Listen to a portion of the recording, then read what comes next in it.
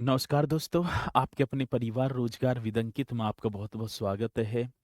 मित्रों, आशा करता हूँ कि आप सभी अच्छे होंगे, बढ़िया होंगे, खुशहाल होंगे और जहाँ भी होंगे एकदम बेहतरीन होंगे। तो सुबह के बज चुके हैं 9 और आप सभी को पता है कि 9 बजे एक बहुत बेहतरीन हमारी बोलें तो इतिहास, हिस्ट्री की क्लास चलती है, जैसे कि आप बाकी डेज़ से करते भी आ रहे हैं। ठीक है जी, तो जल्दी से एक बार है अवनीश कुमार हमारे साथ हैं, राम-राम गुरुदेव जी, राम-राम जी। रामेश्वर पांडे जी भी हमारे साथ हैं। Good morning sir, good morning. Gajendra फौजदार जी भी हैं। जय बजरंगबली, तो जय बजरंगबली आपकी स्वीकार होगी गजेंद्र फौजदार जी। सत्य प्रकाश जी भी हैं, ठीक है ना। शारदा गुप्ता है, संदीप कुमार कीसपाल सरकुर रायबरेली की धरती से दंडवत प्रणाम। तो संदीप जी आपकी प्रणाम स्वीकार होगी। शिखा कुमारी, ठीक है। तो जल्दी से रीना होगी, रामेश्वर पांडे, सर जी, प्रयाग प्रयागराज का गुड मॉर्निंग एक्सेप्ट कर लो। अच्छा, ठीक है, कर लिया। ठीक है, तो चलते हैं मित्रों अपने इस जो है सेशन की तरफ। टॉपिक हमारा जो कल चल रहा था, शाहजहां चला हुआ था। तो शाहजहां में जो है युद्ध ही चल रहे थे, उत्तराधिकारी के युद्ध थे। तो आप अंत में लिख लेना शाहजहां की मृत्यु 1666 ईस्वी में। 1666 ईस्वी में जब शाहजहां की मृत्यु हो जाती है, तो मैं बात करूं पहले ही मेरे प्यारों, मृत्यु से पहले ही पुत्रों के बीच उत्तराधिकारी के युद्ध हुए। और युद्ध में मेरे प्यारों जो विजयी होता है वो कौन होता है? औरंगजेब। अब गद्दी पर जो बैठेगा वो बैठ रहा होगा औरंगजेब। तो आप सभी को हेडिंग डाल देनी है सर जी, ठीक है ना। बढ़िया तरीके से हेडिंग डालेंगे सर, औरंगजेब। कौन सा? इस तरीके से डाल देना है, औरंग, ठीक है ना। औरंगजेब आप डाल रहे होंगे। और औरंगजेब की यदि मैं बात करूं तो सर ये 1658 से लेकर 1707 ईस्वी तक गद्दी पर बैठे हैं। 1658 से 1707 ईस्वी तक यदि मैं बात करूं, एडी आप कर रहे होंगे, कौन गद्दी पर बैठा है? औरंगजेब मेरे प्यारो गद्दी पर बैठ गया। अब औरंगजेब के बारे में हमें पढ़ना है बहुत बढ़िया तरीके से। अब क्या पढ़ेंगे हम? पहले औरंगजेब के जन्म की बात करूं तो आप बता रहे होंगे सर इनके जन्म की बात कह रहे हो आप। हाँ, तो मेरे प्यारो यदि मैं बात करूं औरंगजेब का जन्म कब होता है, तो पहला क्वेश्चन तो यही हो गया। तो आप बता रहे होंगे सर जी 3 नवंबर 1618 ईस्वी को उज्जैन के दोहद नामक स्थान पर। ठीक है, के नवंबर। अब कहीं कहीं हमें सर जी 24 अक्टूबर भी दे रखा है, लेकिन हम डाल देंगे पहले 3 नवंबर। इस तरीके से कर देना है, 3 नवंबर 1618 ईस्वी को। बड़ा बेहतरीन क्वेश्चन होगा। 3 नवंबर 1618 ईस्वी को उज्जैन। उज्जैन कहाँ पड़ता है? तो मध्य प्रदेश में पड़ता है। तो उज्जैन के दोहद, ये आप बता देना सर जी कौन सा होगा? उज्जैन के दोहद नामक स्थान पर। और बड़ा बेहतरीन क्वेश्चन होगा, उज्जैन के दोहद नामक स्थान पर। किसके जन्म की बात है यहां पर? तो सर जन्म आप पूछ रहे हैं, तो हाँ, तो मेरे प्यारो औरंगजेब के जन्म की बात है। और मैं और यदि अन्य बुकों में देखूं तो मुझे कहीं कहीं सर जी 24 अक्टूबर भी मिलता है। यदि 3 नवंबर ना दिया होगा तो कहीं कहीं अपवाद में है, 24 अक्टूबर भी हमें डेट दे रखी है।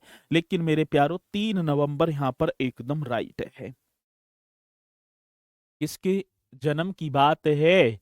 तो प्रवीण जी आप बता रहे होंगे सर जी जन्म औरंगजेब का होगा। ठीक है, किसका होगा? तो औरंगजेब का जन्म होगा। पूरा नाम मोइनुद्दीन मोहम्मद औरंगजेब इनका पूरा नाम था। यदि मैं बात करूं सर, पूरा नाम भी आप बता रहे होंगे यदि क्वेश्चन पूछा जाए, पूरा नाम किसका? औरंगजेब का।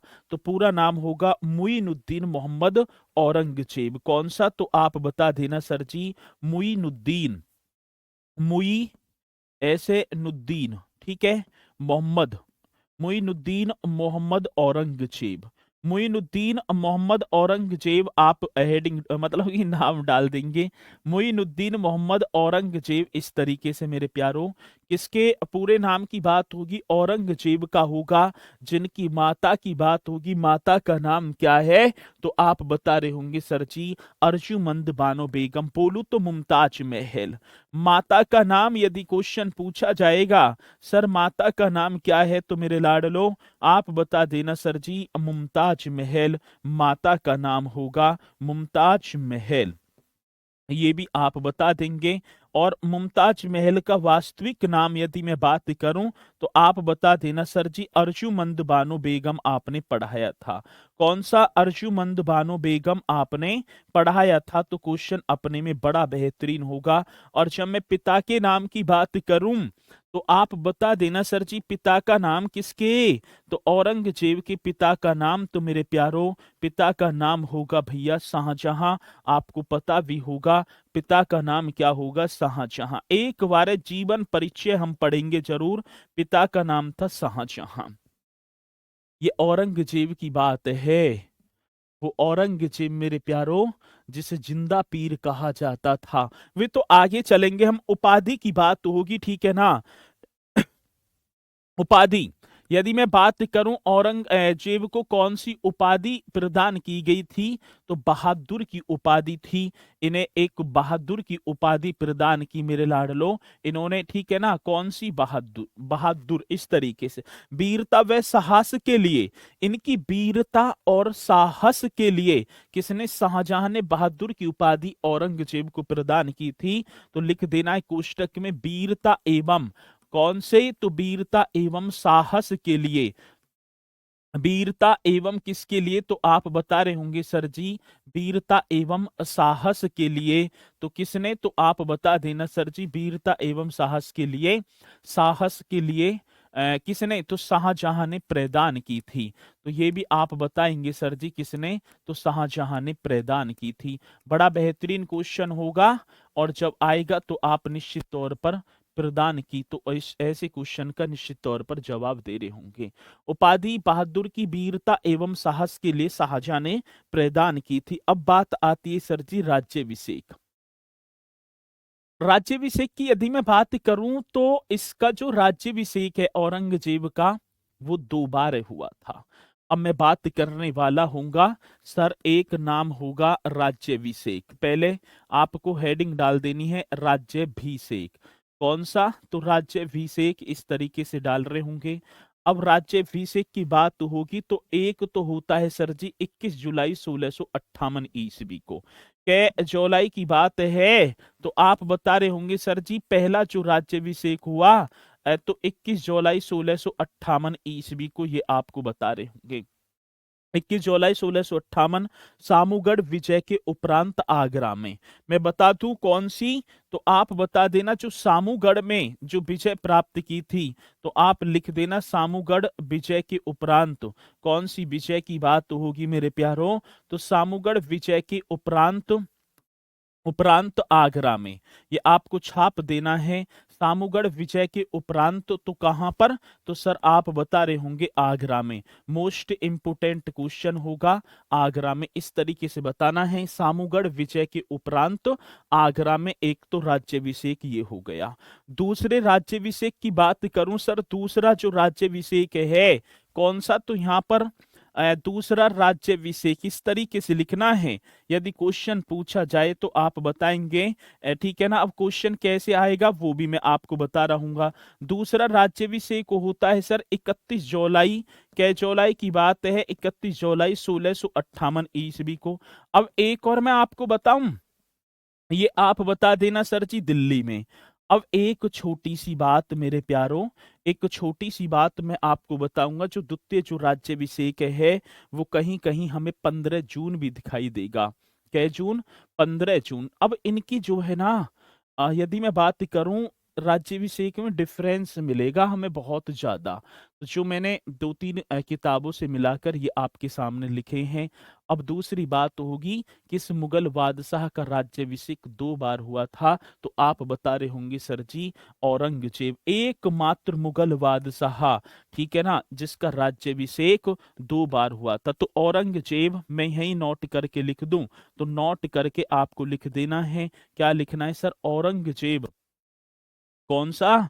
तो आप बता रहे होंगे सर जी औरंगजेब एकमात्र मुगल बादशाह था। औरंगजेब सर जी कैसा था? एकमात्र मुगल बादशाह था। बड़ा बेहतरीन क्वेश्चन है, ठीक है, आया हुआ क्वेश्चन है। एकमात्र मुगल बादशाह था औरंगजेब, एकमात्र मुगल बादशाह था जिसका राज्याभिषेक 2 बार हुआ था। जिसका क्या सर जी? जिसका राज्याभिषेक, जिसका राज्याभिषेक 2 बार हुआ था। जिसका राज्याभिषेक कितनी बार? तो आप बता रहे होंगे सर 2 बार हुआ था। जिसका राज्याभिषेक 2 बार हुआ था, यदि क्वेश्चन पूछा जाएगा तो आप ईमानदारी के साथ ऐसे क्वेश्चन का जवाब भी हमें दे रहे होंगे। औरंगजेब एकमात्र मुगल बादशाह था जिसका राज्याभिषेक 2 बार हुआ था। ठीक है, चलो, तो ये पॉइंट आपके समझ में आए होंगे। हाँ जी, औरंगजेब ने जी बादशाही मस्जिद का निर्माण किया था ना जी? किया था जी, किया था। चलो बहुत बढ़िया। तो ये क्वेश्चन पूछा जाता है किस मुगल बादशाह के 2 बार राज्याभिषेक हुए? तो अब आप बता रहे होंगे सर जी उसका नाम क्या होगा? औरंगजेब होगा। अब एक पॉइंट हमसे पूछा जाता है कि औरंगजेब सिंहासन पर बैठने से पहले कहाँ का गवर्नर था? तो दक्कन का गवर्नर था। ठीक है, तो आपको बताना है 1600, हाँ माफी चाहूंगा 1659 करना भाई, इसे 1659 कर देना, मैंने 58 ही कर दिया, 59 है, 59। चलो, अब दूसरी एक और, सिंहासन पर बैठने से पहले 59 होगा, इसके लिए माफी चाहूंगा, 59 करना है। चलो जी, अब बात क्या होगी सर? सिंहासन पर बैठने से पहले किसकी बात तो होगी मेरे प्यारों? तो आपको बताना होगा सिंहासन पर, इस तरीके से लिखना है, सिंहासन पर बैठने से पहले, बैठने से पहले, सिंहासन पर बैठने से पहले औरंगजेब, मेरे प्यारों कौन? सिंहासन पर बैठने से पहले यदि मैं बात करूं सर जी, तो आप बता रहे होंगे जो औरंगजेब है, सिंहासन पर बैठने से पहले औरंगजेब दक्कन का गवर्नर था। कहाँ का? तो मेरे लाडलो आप बता रहे होंगे सर जी, हम बताएंगे, बताओ, दक्कन का गवर्नर था। मोस्ट इंपोर्टेंट क्वेश्चन होगा, सिंहासन पर बैठने से पहले औरंगजेब, तो आप बता देना सर जी कहाँ का? दक्कन का गवर्नर था। आ रही है बात समझ में गुरुजी? एंड रिटन पीडीएफ में लिखाई साफ नहीं होने के कारण अधिकतर स्पेलिंग समझ नहीं आती है, भूपेंद्र शर्मा जी कह रहे हैं। चलो, तो मैं एक बार बोल दूंगा, कोई दिक्कत नहीं है, ठीक है ना? आ जाएगा, अब समझ में आ जाएगी, ठीक है ना? तो चिंता करने की जरूरत नहीं है। ये तो आ रहे हैं थोड़े बहुत समझ में, जो मैं बोर्ड पे खीरा कांटी सी टिक लिख रहा हूँ, ये तो समझ में आ रहे हैं या? ठीक है ना? तो इन्हें एक बार और बता देना, एक बार इन्हें और बता देना, ये समझ में आ रहे हैं तो ठीक है, नहीं मैं फिर और कोशिश कर रहा हूँ, ठीक है? भाई जब तक जारी रहेगी, जब तक, और जब तक तुम ये ना कह दोगे हाँ सर जी तुम्हारी बोर्ड वाली तो ठीक है, तो मैं पूरी जो है कोशिश करूंगा, ठीक है? चलो, दक्कन दक्षिण भारत में पड़ता है, महाराष्ट्र में। आ रही बात समझ में? चलो, तो ये आपको बताना है। अब बात आती है सर जी पत्नी, पत्नी की बात होगी, किसकी बात होगी? तो पत्नी आपको बताना है। तो पत्नी का नाम था भाई साहब दिलरास बानो बेगम। कौन सी बानो बेगम है? तो पत्नी का नाम था दिलरास बागो बेगम। तो आपको लिख देना है, पत्नी की बात होगी तो सर हम बताएं किसकी? औरंगजेब की, दिलरास, इस तरीके से लिखना है, दिलरास बानो बेगम। बड़ा बेहतरीन क्वेश्चन होगा, जब क्वेश्चन आएगा तो आप निश्चित तौर पर ऐसे क्वेश्चन का भी जवाब देंगे। दिलरास बानो बेगम से 1637 ईस्वी में विवाह होता है, ठीक है? मतलब कि कौन सी वर्ष की बात है? तो आप बताएंगे 1637 ईस्वी में, ठीक है ना? यदि मैं बात करूं विवाह, तो 1637 ईस्वी आप एडी यहां पर बता रहे होंगे। और दूसरी एक बात, एक और बात होगी, औरंगजेब एकमात्र ऐसा मुगल बादशाह था जिसकी एक पत्नी थी मात्र, ठीक है? बाकी इनकी तो पता ही ना, प्रेमिका अलग थी, पत्नी अलग थी, और पत्नी पत्नी थी, ठीक है ना। तो यदि मैं बात करूं किसकी, तो आप बता रहे होंगे सर औरंगजेब एकमात्र ऐसा मुगल बादशाह हुआ जिसकी एक पत्नी थी जिसका नाम था दिलरास बानो बेगम। और दिलरास बानो बेगम फारस राजघराने की थी, इसे रबिया बीबी भी कहा जाता था। यदि मैं अन्य नाम की बात करूं, यदि क्वेश्चन पूछा जाएगा सर अन्य नाम, तो आप बता देना रबिया बीबी। रबिया बीबी का वास्तविक नाम हमसे पूछा जाता है, आप बता रहे होंगे रबिया बीबी। मेरे प्यारों कौन सी बीबी है, रबिया बीबी, और ये कहां से थी, तो आप बता देना सर जी फारस राजघराने से। कौन से घराने की बात होगी मेरे लाडलो, फारस राजघराने से संबंधित थी। ये भी आप बता रहे होंगे फारस राजघराने से रबिया बीबी, दिलरास बानो बेगम जिसका वास्तविक नाम था। ठीक है, गुरु का नाम मीर मोहम्मद हकीम। यदि मैं बात करूं किसके गुरु का, तो औरंगजेब के गुरु का नाम, ये आपको बता देना है सर जी। यदि क्वेश्चन आएगा कि गुरु का नाम, औरंगजेब के गुरु का नाम आप बता रहे होंगे, तो आप बता देना मीर मोहम्मद हकीम सर जी। कौन से हकीम होंगे, तो हम बताएं, हाँ मीर मोहम्मद हकीम। बड़ा बेहतरीन क्वेश्चन है, आएगा तो आप निश्चित तौर पर बता रहे होंगे मीर मोहम्मद हकीम। ये आपको लिख देना है मीर मोहम्मद हकीम, गुरु का नाम मीर मोहम्मद हकीम।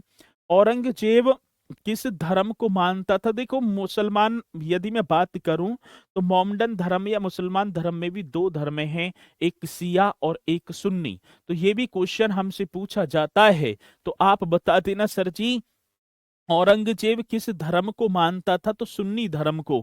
ये बड़ा बेहतरीन क्वेश्चन होगा, जब आएगा तो आप निश्चित तौर पर बता रहे होंगे सर औरंगजेब, ठीक है ना, सुन्नी धर्म को मानता था। कौन सी धर्म की बात है सर जी, सुन्नी धर्म को, ऐसे लिख देना है सुन्नी धर्म को मानता था। क्वेश्चन बड़ा बेहतरीन होगा, जब आएगा तो आप निश्चित तौर पर ऐसे क्वेश्चन का जवाब दे रहे होंगे। ठीक है, चलो मित्रों, आज सम्राट बन गया औरंगजेब। सम्राट बनने के उपरांत औरंगजेब ने व्यक्तियों के कष्टों के निवारण हेतु एक दो कर थे, एक तो पानदारी, एक मतलब कि जो चुंगी कर था, और एक था राहदारी, जो व्यक्तियों पर राह में लगाया जाता था। उन करों को समाप्त कर दिया। ये क्वेश्चन अपने में बड़ा जानदार होगा, और आप बता रहे होंगे क्या है। सम्राट बनने के उपरांत औरंगजेब ने जनता के आर्थिक कष्टों के निवारण हेतु, तो पहले लिखना है सम्राट बनने के उपरांत मेरे प्यारों, क्या बनने की बात है सर जी, सम्राट बनने के उपरांत।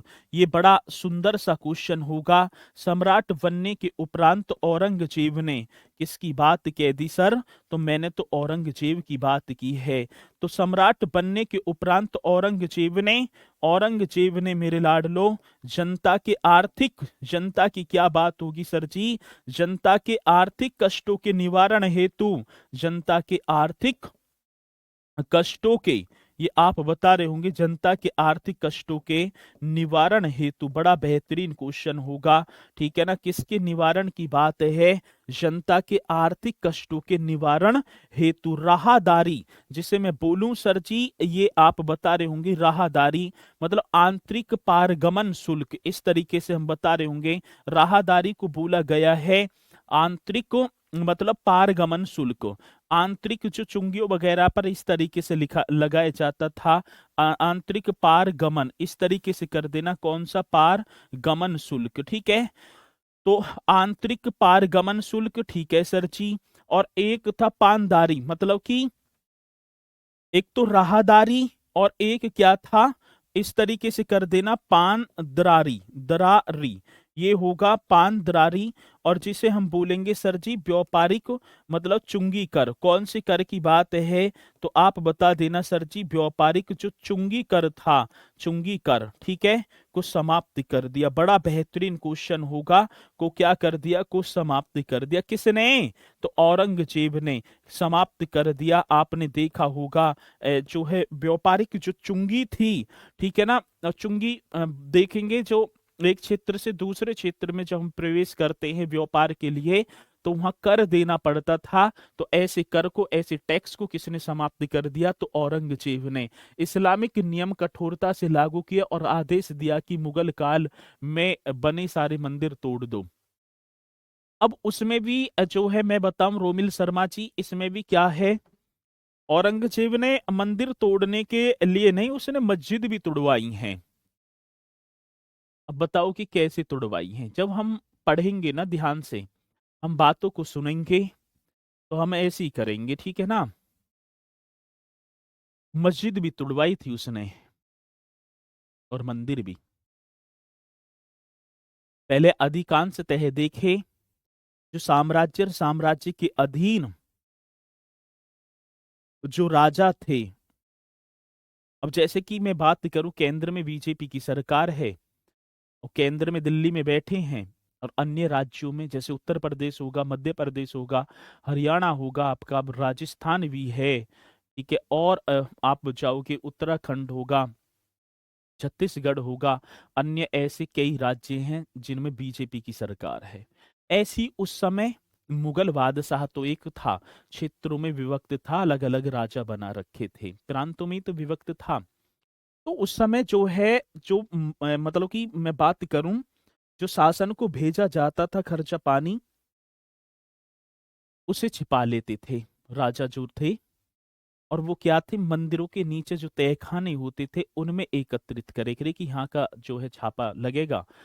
अब ऐसी ही बात जो है जब रहा, मतलब कि जो वो होते हैं ना, एक मैं बोलूं तो दूसरे के दरबार में राजदूत बोल दें इस तरीके से, तो वो जो खुफिया जो जानकारी देते थे, तो उन्होंने बताया कि जैसे कहीं से नहीं आ रहा, अब वो बता देते कि सर ऐसे ऐसे बात है, अब क्या तो महाराज हुआ ही ना, कुछ भी नहीं हुआ, कहीं से भी नहीं हुआ, जनता से पूरा वसूला जा रहा है, रख कहाँ रहे हैं, तहखानों में। तो तब तोड़ने के आदेश दिए थे, ऐसे नहीं हुआ है, ठीक है। चलो, तो यहाँ तक आपके सामने ये क्वेश्चन, और आपने बताया, बहुत बढ़िया तरीके से समाप्ति कर दिया। चलो मित्रों, एक यदि मैं बात करूं, फारसी रीति रिवाज पर आधारित एक नौरोज उत्सव की शुरुआत की थी किसने? बलबन ने। धर्मत का युद्ध किसके बीच हुआ? तो मैंने कल लिखवा दिया, अब दोबारा रिपीट ना करूंगा, ठीक है, देख लो। चलो, अब बात किसकी आती है मेरे प्यारो? बलबन ने एक जो फारसी रीति रिवाज पर आधारित एक नौरोज उत्सव था, आपको पता भी होगा कौन सा उत्सव था, तो आप बता रहे होंगे सर, तो यहां लिख देंगे नौरोज उत्सव। ये फारसी रीति रिवाज पर आधारित था, किसने? बलबन ने इसकी स्टार्टिंग की थी। तो था झरोका दर्शन, ये भी हम बताएंगे कौन सा दर्शन है मेरे प्यारो, तो आप बताएंगे सर जी झरोका दर्शन। ये झरोका दर्शन, हाँ, तो ये किसके द्वारा प्रारंभ किया गया था? तो अकबर के द्वारा। मैंने कल बताया भी, मतलब जब अकबर चला होगा, जब मैंने पॉइंट लिखवाया होगा, ठीक है, कौन सा होगा, तो आप बता रहे होंगे सर जी नौरोज उत्सव तथा झरोका दर्शन। ये किसके द्वारा? अकबर द्वारा प्रारंभ था। मैं चलो यही कलर में अभी, अकबर द्वारा क्या था, तो आप बता रहे होंगे अकबर द्वारा प्रारंभ, ठीक है, किस मुगल बादशाह ने समाप्त कर दिया? नौरोज उत्सव तथा झरोका दर्शन अकबर द्वारा प्रारंभ, किस मुगल बादशाह ने मेरे प्यारो? ये आप बता रहे होंगे सर जी किस मुगल बादशाह ने समाप्त कर दिया। ये भी क्वेश्चन बड़ा बेहतरीन है, तो किस मुगल बादशाह ने समाप्त, ऐसे क्वेश्चन आएगा तो आप निश्चित तौर पर बता रहे होंगे सर औरंगजेब ने। नाम क्या होगा? तो आप बता देना औरंगजेब ने समाप्त किए थे। तो कौन सी जेब की बात कह रहे हो? सर मैं तो औरंगजेब की बात कह रहा हूं। नौरोज उत्सव तथा झरोका दर्शन किसकी बात है? औरंगजेब बीना बजाते थे ना गुरुजी, हाँ बजा के रहे। चलो, अब यदि मुझसे पूछा जाएगा कि नौरोज उत्सव एक झरोका दर्शन था, तो जनता में भय पैदा करने के लिए और सम्राट के प्रति सम्मान जो जनता दे, ऐसा करने के लिए सुबह प्रातः काल के दौरान मेरे प्यारो अकबर अपने महल में ऊपर चढ़कर जनता को इस तरीके से अभिवादन करता था, इसे बोला गया है। ठीक है ना। धर्मत का युद्ध किसके बीच हुआ था? वो गलत लिखवाया, चलो सही से लिख दो आप, ठीक है ना। अंशु भैया लिख दो जल्दी से, ठीक है, अंशु जल्दी से लिख दो, ये तो लिखवा दिया तुमने, ये तो लिख दिया, पर अब तुम सही लिख दो। आ रही है बात समझ में यहां तक? चलो, यहां तक पॉइंट आपके समझ में आया होगा। आ गया सर जी। मित्रों, क्वेश्चन पूछा जाता है कि ब्राह्मणों पर पुनः जजिया कर किस मुगल बादशाह ने लगाया था। यदि मैं बात करूं ब्राह्मणों पर जजिया कर, यदि मैं दिल्ली सल्तनत की बात करूं तो ब्राह्मणों पर सर्वप्रथम जजिया कर अफरोज शाह तुगलक ने लगाया। इसके बाद मेरे प्यारों अकबर ने समाप्त कर दिया 1564 में। लेकिन फिर पुनः कौन लगा रहा है? तो औरंगजेब। आप बताएंगे बढ़िया तरीके से। अरे मैंने बोला है अंशु, सही लिख के बता दो, ठीक है ना? बार बार कॉपी पेस्ट मत करो, सही बता दो, बस इतना कर दो। चलो, क्वेश्चन पूछा जाएगा कि आप बता रहे होंगे ब्राह्मणों पर, किस पर है सर जी? ब्राह्मणों पर जजिया कर, ठीक है ना? ये क्वेश्चन बड़ा बेहतरीन होगा। ब्राह्मणों पर जजिया कर पुनः किस मुगल बादशाह ने, ठीक है ना? ये क्वेश्चन आए तो आप बताएंगे ब्राह्मणों पर जजिया कर पुनः किस मुगल बादशाह ने। ये आपको लिख देना है। बड़ा बेहतरीन क्वेश्चन होगा, किस मुगल बादशाह ने, ठीक है ना, लगाया था। तो आप बता रहे होंगे किस मुगल बादशाह ने लगाया। तो यदि क्वेश्चन हमसे पूछा जाएगा तो आप बता रहे होंगे सर जी औरंगजेब ने। कौन सी जेब की बात होगी? औरंगजेब यहां पर बता रहे होंगे, ठीक है? यदि क्वेश्चन आए तो निश्चित तौर पर आप बताएंगे, ठीक है? चलो, आ रही है बात समझ में यहां तक पॉइंट? हाँ सर, ये पॉइंट आ गया कि ब्राह्मणों पर जजिया कर पुनः। तो आप बता देना हिंदू त्योहारों को सार्वजनिक रूप से मनाए जाने पर किस मुगल बादशाह ने प्रतिबंध लगा दिया था। जो हिंदू त्योहार हैं और वो सार्वजनिक रूप से जो मनाए जा रहे हैं, ठीक है ना, उन पर प्रतिबंध किसने लगा दिया? औरंगजेब ने। तो मेरे प्यारों, यदि मैं बात करूं हिंदू त्योहारों को, कौन से त्योहार जो फेस्टिवल हिंदुओं के होते हैं, हिंदू त्योहारों को, ये आप लिख रहे होंगे हिंदू त्योहारों को सार्वजनिक रूप से, कैसे रूप की बात होगी सर? तो आप बता देना सार्वजनिक रूप से, ठीक है ना? सार्वजनिक रूप से मनाए जाने पर, सार्वजनिक रूप से मनाए, तो आप बता रहे होंगे सार्वजनिक रूप से मनाए जाने पर, ठीक है ना, औरंगजेब ने, जाने पर कौन सी जेब की बात है सर? तो आप बता देना औरंगजेब ने प्रतिबंध लगा दिया था। औरंगजेब ने क्या लगा दिया? तो हम बताएं सर जी। हाँ, औरंगजेब ने प्रतिबंध लगा दिया था, प्रतिबंध लगा दिया था। बड़ा सुंदर सा क्वेश्चन है। सार्वजनिक रूप से नहीं मनाओगे और ये किसने लगा दिया? तो आप बताएंगे, ठीक है ना? आपने बाबर का जन्म अफगानिस्तान में लिखवाया है, वो गलत है, जबकि खान और नवीन सर ने उज्बे उज्बेक में। अब उज्बेक किसका क्षेत्र था? ये तो लिख दिया तुमने उज्बेक में। उज्बेक में पता किसका क्षेत्र है? वो अफगानिस्तान में पड़ता था, काबुल के अधीन था। चलो,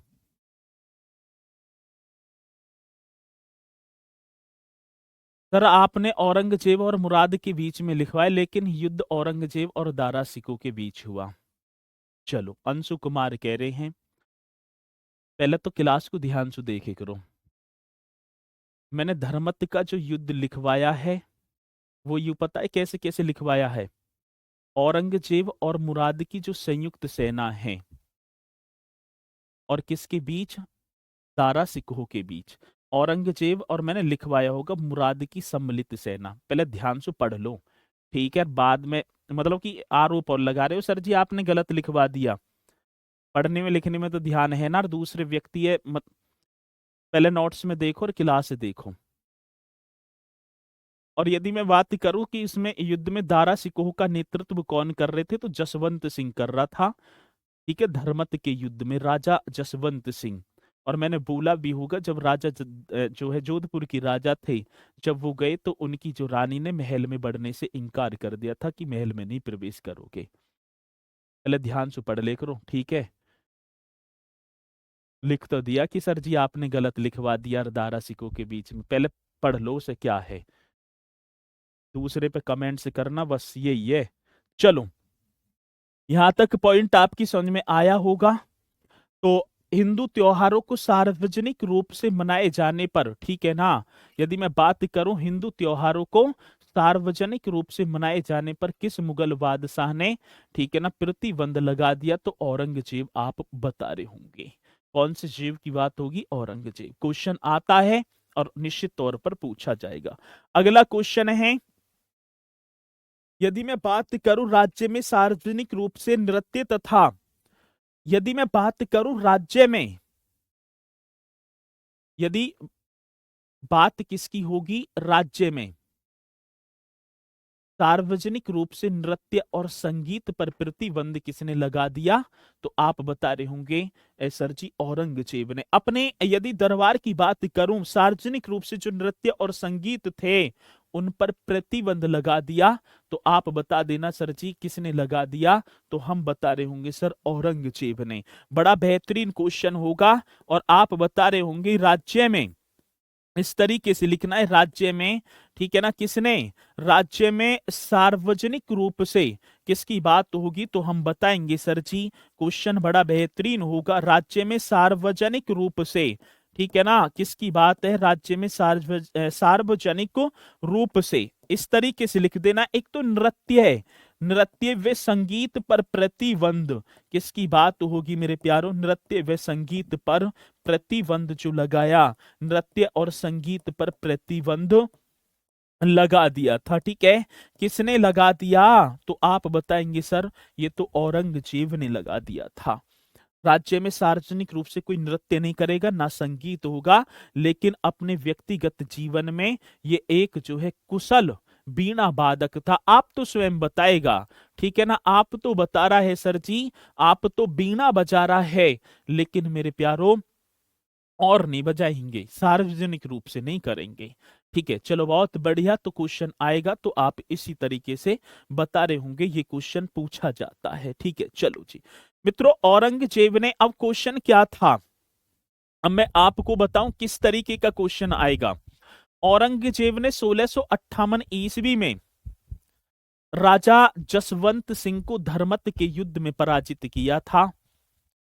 अब क्वेश्चन पूछ लिया जाए कि धर्मत इस राज्य में अवस्थित है, ऐसा क्वेश्चन आएगा।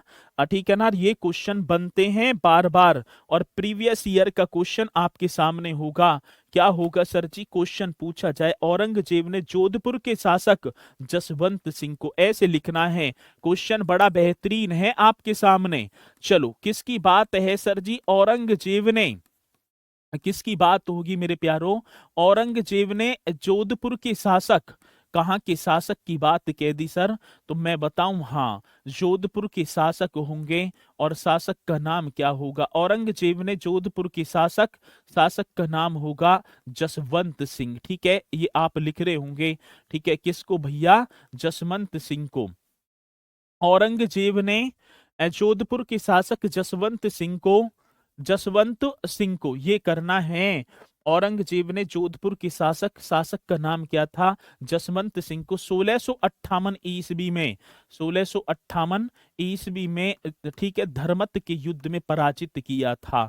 किसमें भैया? धर्मत के युद्ध में पराजित किया था, युद्ध में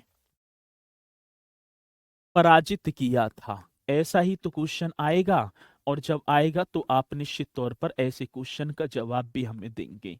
आ रही है बात समझ में ना? धर्मत के युद्ध में क्या किया था सर जी? पराजित किया था। धर्मत किस राज्य में स्थित है? ये क्वेश्चन होगा तो आप बताएंगे धर्मत किस राज्य में स्थित है? धर्मत किस राज्य में स्थित है? किस राज्य में स्थित है? धर्मत किस राज्य में स्थित है? तो आप बता देना सर जी ये तो मध्य प्रदेश में। मैंने लिखवाया होगा उज्जैन में पढ़ता था, तो आप राज्य शब्द आएगा तो मध्य प्रदेश। औरंगजेब और मुराद की संयुक्त सेना और शाही सेना के बीच हुआ था। शाही सेना किसकी थी? तो दारा सिकोह की मेरे प्यारो। और उसमें नेतृत्व करता कौन थे? जसवंत सिंह थे। ये मैंने बताए होंगे कल, बहुत बढ़िया तरीके से आपने किए भी होंगे। ऐसा क्वेश्चन बहुत ही ज्यादा यूजफुल होगा परीक्षा के लिए और आता है। ठीक है, औरंगजेब के किस पुत्र ने अपने, औरंगजेब के किस पुत्र ने विद्रोह करके राजपूतों के विरुद्ध अपने पिता की स्थिति को दुर्बल कर दिया था? विद्रोह कर दिया। मोहम्मद अकबर उसका नाम था। राजपूतों की तरफ जा मिला, ऐसा बताया जाता है। तो यदि क्वेश्चन मैं आपसे बात करूं तो क्वेश्चन पूछा जाएगा, किस तरीके से पूछा जाएगा, तो औरंगजेब के किस पुत्र ने विद्रोह करके, ठीक है ना, तो ये आपको लिख देना है सर। औरंगजेब के किस पुत्र ने, बड़ा बेहतरीन क्वेश्चन होगा जब आएगा तो हम निश्चित तौर पर बता रहे होंगे।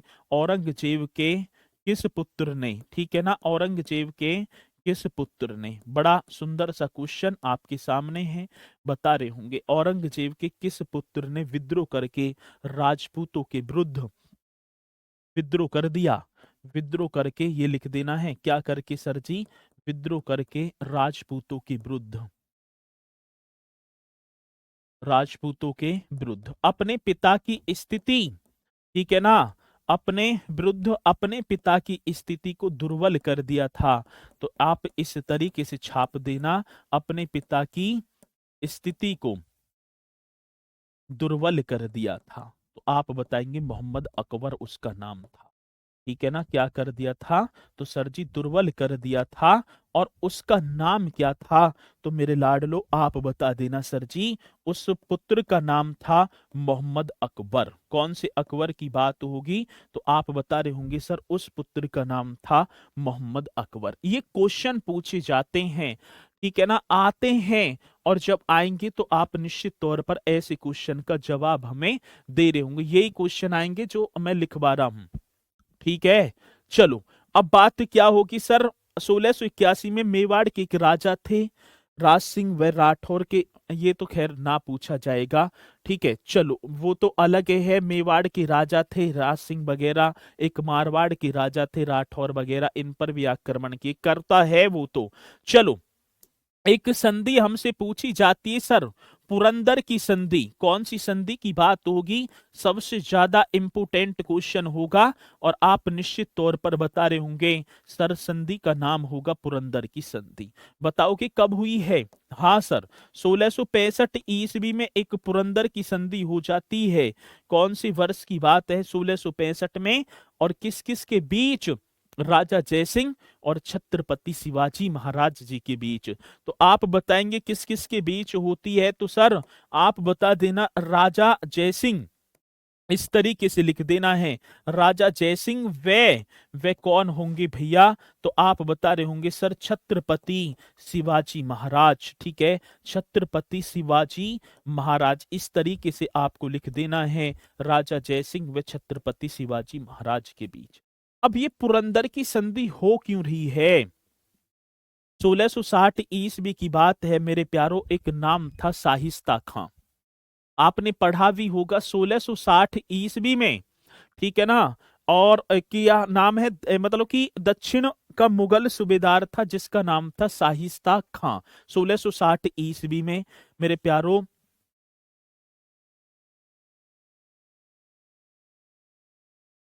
पूना महाराष्ट्र में पड़ता है, विश्राम कर रहा था,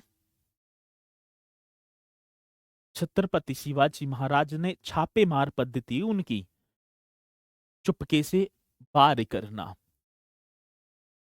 रात्रि में आक्रमण कर दिया। और जिस समय आक्रमण किया है तो इसमें शाइस्ता खां के दाएं हाथ का अंगूठा कट जाता है, जो बताया जाता है। और भी एक आध तलवार की इंगे इंगे लगी होगी।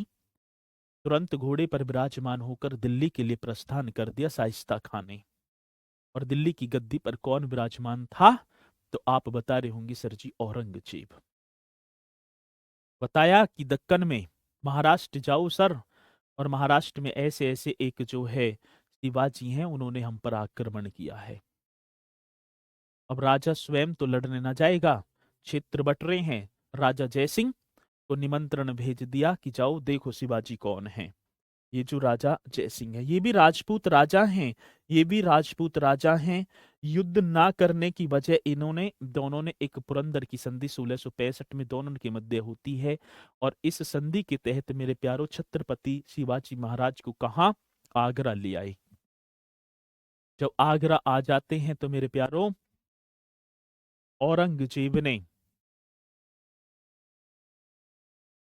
और छत्रपति शिवाजी के पुत्र भी हैं साहू जी, महाराज जी ने हम बोलेंगे। दोनों को कैद कर दिया, कैद में डाल दिया। बताया जाता है कि शिवाजी एक बड़े से टोकरा में बैठकर निकल गए थे। वो तो निकल गए, लेकिन साहू यहाँ पर रह गए। कुछ वर्ष तक तो यहीं पर रहे हैं। तो पुरंदर की संधि की यदि मैं बात करूं तो आप बता रहे होंगे सर जी ये होती है आपकी कब, 1665 ईस्वी। ठीक है, चलो। आमेर के राजा थे राजा जय सिंह, जो छत्रपति शिवाजी महाराज के लिए लड़ने के लिए भेजा था। तो ये आप बता रहे होंगे। ठीक है, चलो मित्रों, 1666 ईस्वी में शिवाजी आगरा के किले में नजर अंदाज करके, नजरबंद करके रख दिए जाते हैं। वहां से ये निकल भी जाते हैं। चलो, इनकी कहानी अलग थी, हम मराठा साम्राज्य में पढ़ भी रहे होंगे। ठीक है, जयपुर भवन में रखा गया था। आगे चलते हैं मेरे प्यारों। जिस समय औरंगजेब अपनी जो है मतलब कि चरमो उत्कर्ष पर पहुंच रहा था, एक फरमान जो है मतलब आदेश जारी किया कि कोई भी महिला संत, पीर, पैगंबर के पास नहीं जाएगी, कोई भी कहीं नहीं जाएगा। ठीक है, तो जब ना जा रहे तो अब व्यक्ति कहने लगे भाई ना जाएंगे तो पीरन पे, तो ये मतलब कि अब कहाँ जाएं, किसकी पूजा करें, कैसे करें। तो अब गांवों में पता ही है ना, इसे ही कह लगो जिंदा पीर, ठीक है ना, ये जा रहा जिंदा पीर, इस तरीके से। तो क्वेश्चन पूछा जाता है, राजकुमार सर जी कोई किताब बताओ प्लीज। कहाँ बताऊं किताब, पढ़ा ना रहा है, पढ़ लो इसे चुप्पदेसी, किताब में भी ना मिले ये। चलो, तो आज एक क्वेश्चन, किस मुगल बादशाह को जिंदा पीर कहा जाता है। तो आप लिख रहे होंगे सर जी औरंगजेब को। यहीं पर लिख देना है आपको कौन से जेब की बात होगी। तो आप बता देना औरंगजेब को मेरे प्यारों जिंदा पीर। कौन से पीर की बात होगी तो आप निश्चित तौर पर बता रहे होंगे किस मुगल बादशाह को जिंदा पीर कहा जाता है। तो औरंगजेब को कहा जाता है।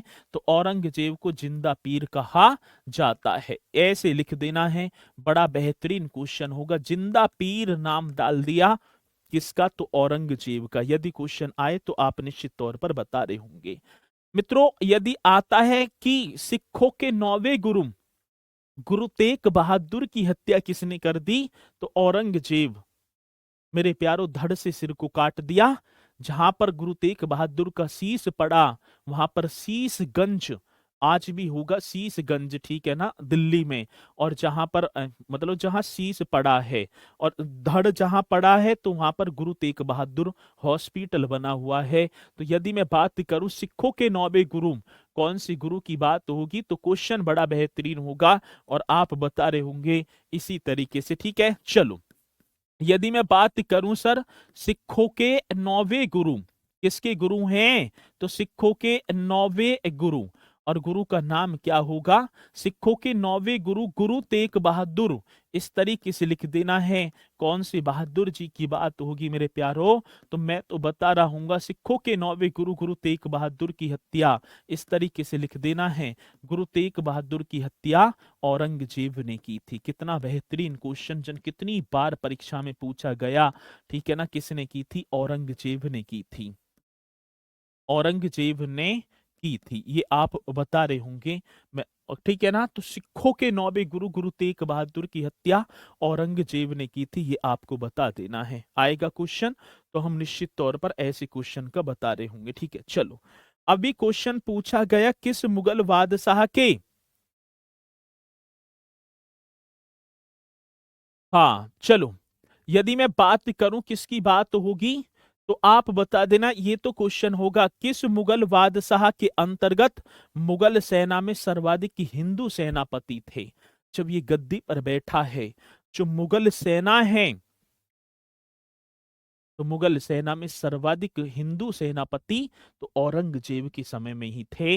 ये भी आप बता रहे होंगे। मोस्ट इंपोर्टेंट क्वेश्चन है, किस बादशाह के अंतर्गत, ठीक है ना, ऐसा क्वेश्चन आएगा और आप बता रहे होंगे किस बादशाह के अंतर्गत। ये सेम क्वेश्चन आएगा, किस बादशाह के अंतर्गत मुगल सेना में मेरे प्यारों कौन सी सेना की बात है, किस बादशाह के अंतर्गत यदि आएगा क्वेश्चन तो आप बताएंगे सर जी मुगल सेना में। किस बादशाह के अंतर्गत मुगल सेना में सर्वाधिक हिंदू सेनापति थे? कैसे थे सर जी सर्वाधिक? आप बता देना। सर्वाधिक हिंदू सेनापति थे तो आप बता रहे होंगे सबसे ज्यादा तो सर जी हिंदू सेनापति औरंगजेब के। तो किस बादशाह के अंतर्गत मुगल सेना में सर्वाधिक हिंदू सेनापति थे? तो आप इसका भी जवाब हमें दे रहे होंगे सर औरंगजेब आप कर रहे होंगे। क्या? औरंगजेब। ये क्वेश्चन अपने में बड़ा जानदार है, आएगा तो आप निश्चित तौर पर ये सारे के सारे क्वेश्चन मोस्ट इंपोर्टेंट है। किस जो मुगल शासक ने बीजापुर व गोलकुंडा, ठीक है, यदि मैं बात कहूं इसकी बात की, हाँ हत्या करवाई थी, ठीक है। अब यदि मैं बात करूं क्वेश्चन पूछा जाएगा कि बीजापुर व गोलकुंडा को किस मुगल बादशाह ने अपने साम्राज्य में, बीजापुर और गोलकुंडा के जो किले थे इन्हें जीत लिया, ठीक है ना, इन्हें जीत कर मेरे प्यारों अपने 1686 और 87 में जीतकर मुगल साम्राज्य में मिला लिया, ठीक है। चलो यदि क्वेश्चन पूछा जाए किस मुगल शासक ने बीजापुर व गोलकुंडा को अपने साम्राज्य में, तो ये क्वेश्चन आएगा तो आप लिख रहे होंगे सर जी औरंगजेब ने।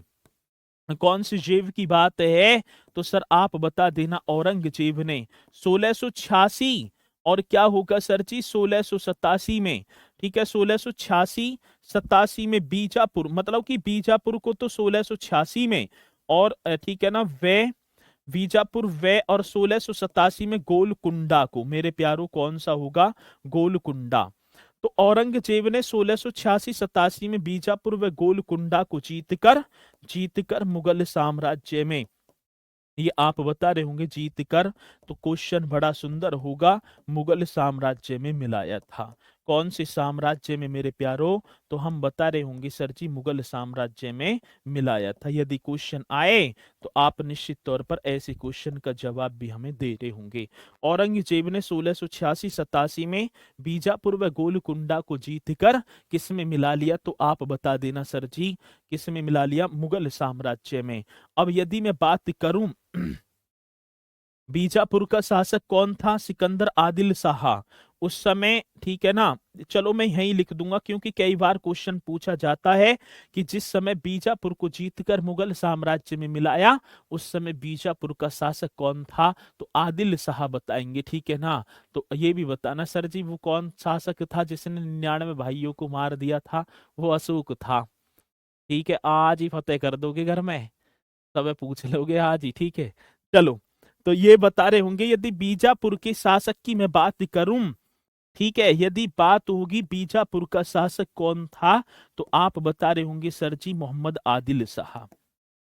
1686 में जब गोल बीजापुर पर आक्रमण किया है तो मोहम्मद आदिल शाह, या मैं बात करूं सिकंदर, माफी चाहूंगा, सिकंदर आदिल शाह आप बता रहे होंगे कौन से शाह की बात है मेरे प्यारों? तो हम बताएंगे सर जी सिकंदर आदिल शाह था।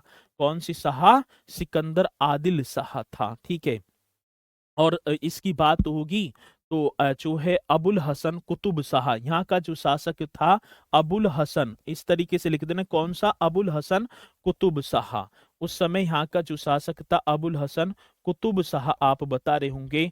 ये भी क्वेश्चन बड़ा बेहतरीन होगा, अबुल हसन कुतुब शाह।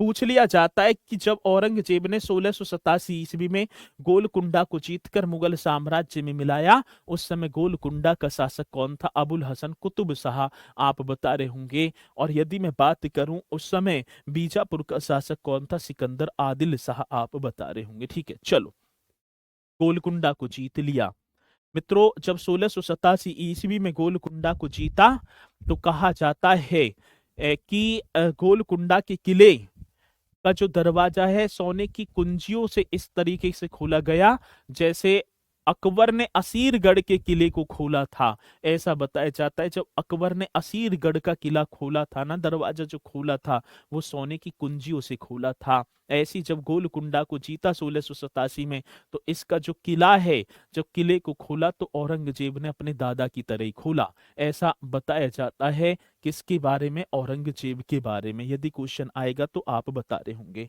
औरंगजेब द्वारा चलाए गए जिहाद का अर्थ क्या था? ये भी क्वेश्चन है। जिहाद का अर्थ पूछा गया तो औरंगजेब द्वारा चलाए गए, इस तरीके से लिख देना। किसकी बात होगी सर? हम बता रहे होंगे औरंगजेब द्वारा चलाए जिहाद का अर्थ क्या था? दारुल इस्लाम आप बता रहे होंगे। यदि क्वेश्चन पूछा जाए औरंगजेब द्वारा, इस तरीके से लिखना है। किसके द्वारा? तो मेरे प्यारो औरंगजेब द्वारा द्वारा चलाए, इस तरीके से लिख देंगे। औरंगजेब द्वारा चलाए जिहाद का अर्थ, किसके अर्थ की बात होगी मेरे लाडलो? जिहाद का अर्थ। तो आप बता देंगे सर जी जिहाद का अर्थ पूछ रहे हो हमसे? हाँ, दारुल इस्लाम हम कर देंगे। कौन सा इस्लाम होगा? तो आप बता रहे होंगे मेरे प्यारो दारुल इस्लाम। मोस्ट इंपोर्टेंट क्वेश्चन आपके सामने है। दारुल इस्लाम औरंगजेब द्वारा चलाए जिहाद का या चलाए गए जिहाद का अर्थ क्या था? दारुल इस्लाम आप बताएंगे। ठीक है। अभी क्वेश्चन पूछा गया कि औरंगजेब ने साहिवात जमाने की उपाधि से किसे सम्मानित किया था? तो जहां आरा। और जहां आरा कौन थी? तो औरंगजेब की बड़ी बहन थी। औरंगजेब ने, क्वेश्चन पूछा गया किसकी बात तो होगी? तो हम बताएं सर जी? हाँ बता दीजिएगा। औरंगजेब ने, ठीक है ना, शाही बात। औरंगजेब ने कौन से? तो आप बता देना सर। शाही बात उज जमानी, शाही बात उज जमानी की उपाधि से, साहिबात उस जमानी की उपाधि से किसको सम्मानित किया था? साहिबात उस जमानी की उपाधि, उपाधि किसे प्रदान की थी? ये भी हम बोल देंगे सर। किसे प्रदान की थी? बड़ा बेहतरीन क्वेश्चन होगा। किसे प्रदान की थी? तो इस तरीके का क्वेश्चन होगा। तो आप बता रहे होंगे सर जी साहिबात उस जमाने की उपाधि, हाँ तो जहां आरा। और ये जहां आरा कौन है? तो ये जहां आरा आप बता रहे होंगे शाहजहां की बड़ी पुत्री, औरंगजेब की बहन, ठीक है ना, जिसका नाम होगा सर जी, जिसका नाम था जहां आरा। वो जहां आरा जिसने मेरे प्यारो दिल्ली का चांदनी चौक, जो आज दिल्ली का चांदनी चौक है ना, वो बसाया था। ठीक है रोमिल शर्मा जी, बहुत बढ़िया। दारुल इस्लाम धर्म को, बहुत बढ़िया, बेहतरीन क्वेश्चन का जवाब आपने दिया। और आता है क्वेश्चन एक है, मदन्ना व अकन्ना नामक ब्राह्मणों का संबंध किससे था? तो मेरे प्यारो गोलकुंडा के शासक अबुल हसन के दरबार में रहा करते थे। ठीक है, ब्राह्मण थे दो। चलो अगला क्वेश्चन पूछा जाए, संत रामदास को किसके शासन काल से संबंधित किया जाता है? तो आप बता रहे होंगे सर संत रामदास। हाँ तो आप बता देना। क्वेश्चन बड़ा बेहतरीन होगा। संत रामदास को किसके शासन काल से या किस मुगल बादशाह के, ऐसे क्वेश्चन आएगा। संत रामदास को किस मुगल बादशाह के शासन काल से? क्वेश्चन अपने में बड़ा जानदार होगा। संत रामदास को किस मुगल बादशाह के, किस मुगल बादशाह की शासन काल से? ऐसे आप लिख रहे होंगे शासन काल से मेरे लाडलो संबंधित किया जाता है। तो आप बता देना सर जी। ये तो आप ठीक है ना, किया जाता है, संबंधित किया जाता है। हाँ तो ये आप बता देना भैया औरंगजेब, संत रामदास। ये बड़ा सुंदर सा क्वेश्चन है और आएगा तो आप निश्चित तौर पर ऐसे क्वेश्चन का जवाब भी दे रहे होंगे। संत रामदास को किस मुगल बादशाह के शासन काल से संबंधित किया जाता है? किया था तो औरंगजेब के शासन काल से। किस शासक के समय मुगल साम्राज्य की सीमाएं सर्वाधिक विस्तृत हुई थी? तो आप बताएंगे सर जी ये मुगल बादशाह, ठीक है ना, मतलब कि मुगल साम्राज्य की सीमा 21 प्रांत मेरे लाडलो औरंगजेब के अधीन हो गए। तो ये भी क्वेश्चन बड़ा बेहतरीन होगा। औरंगजेब के समय मुगल साम्राज्य की सीमाएं, इस तरीके से लिख देना किसकी समय की बात होगी?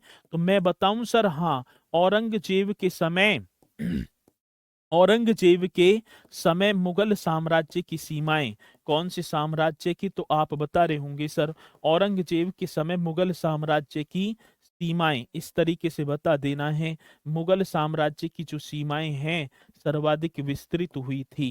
कैसी हुई थी? तो सर्वाधिक विस्तृत हुई थी, विस्तृत हुई थी। आ रही है बात समझ में? तो आप बता देना सर जी, औरंगजेब के समय मुगल साम्राज्य की सीमाएं कश्मीर से कावेरी और काबुल से चट्टगाम तक इसका क्षेत्र फैल गया था। कश्मीर से, ठीक है ना, कावेरी नदी दक्षिण में जाएंगे, चट्टगाम मेरे प्यारों जो बांग्लादेश में पड़ता है, मेयाड़ी नदी के किनारे अवस्थित है। इसकी जो है सीमाएं, ठीक है ना, मतलब काबुल से चट्टगाम तक सीमाएं विस्तृत हो गई थी। ऐसा औरंगजेब, ठीक है ना, के शासनकाल से। बहुत बढ़िया, तो आपने बताया। और इसी के साथ मेरे प्यारों टाइम भी हो लिया पूरा। यहां से करेंगे कल, और कल मुगल साम्राज्य की विविध और, ठीक है, औरंगजेब का समय।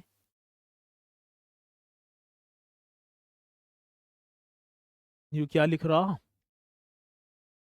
यू समय ना लिख रही हूँ, औरंगजेब का समय। चलो ठीक है, तो बहुत बढ़िया तरीके से आपने जो है क्लास को किया। कभी कभी ऐसी छोटी छोटी सी हरकत करते हैं, जैसे LKG UKG में सर जी ये एपेनार है, ई से इमली है, ठीक है ना, तो ऐसी छोटी छोटी सी हरकतें आपकी। चलो, तो ध्यान से पढ़ा करो बढ़िया तरीके से। मैं क्या बोल रहा हूँ, क्या लिख रहा हूँ, उन सारी चीजों को देखे करो, ठीक है। तो इसी के साथ मेरे प्यारों, यशपाल सर किसी हीरो से कम थोड़ी है ना? अच्छा। बहुत बढ़िया। मनीष गुर्जर जी, चलो बहुत बढ़िया। तो इसी के साथ मेरे प्यारों फिर मुलाकात होगी कल इसी टाइम। तो सभी को मिलना है बढ़िया तरीके से। तो मैं अपनी वाणी को दूंगा विराम, तो सभी बोलेंगे सर जी जय हिंद जय भारत।